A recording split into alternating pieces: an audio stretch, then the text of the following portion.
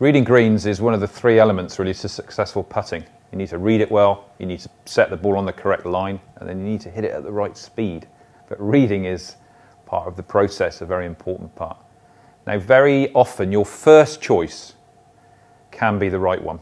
And a lot of people tend to doubt that decision and then will struggle with choices.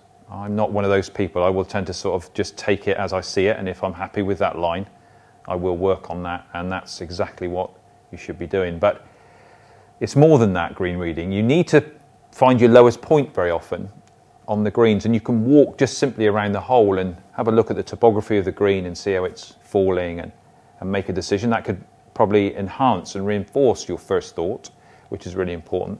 But walking the lines is as I say, is an element of consistency and will really help. When I was being brought up, in fact, in junior golf, my coach first said to me, "Well, go like you're going to do and buy a car." And I said, "Well, what's putting got to do with buying a car?" And he said, "Well, if you go and buy a car, you'd look around it all the time. You'd go from all angles and inspect it." And I thought, well, that's a great way of looking at it. Give it your best and go and inspect.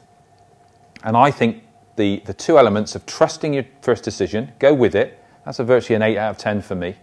If you're not then too sure, go and do your homework. I think people overread putts as well. They spend too much time with the doubt element, and very often putts can be really quite straight. And if you feel that, it's not wrong to feel that. Go and commit to that.